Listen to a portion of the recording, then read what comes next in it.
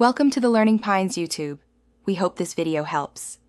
You begin by ensuring Gemini photo mode is available and you have clear reference images. This saves iteration time. Once done, set your output resolution and aspect ratio, then enter concise style keywords, lighting, mood, and era. Use seed control and negative prompts to avoid unwanted elements. You should also name layers or variations before generation. This first step primes Gemini to interpret your intent, so craft a focused prompt rather than vague descriptors. Now refine by adjusting generation controls. Lower temperature for consistency or raise it for creative variance. Change guidance scale to balance prompt adherence versus visual freedom.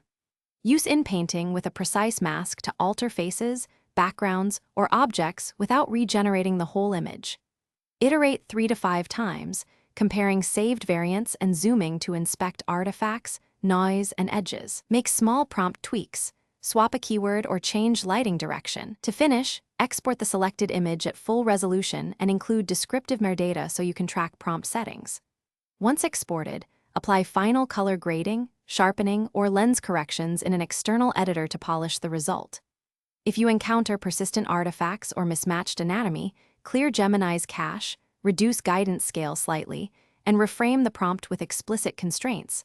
Alternatively, use a tighter mask and rerun inpainting. These steps complete the workflow and help you recover from common generation problems.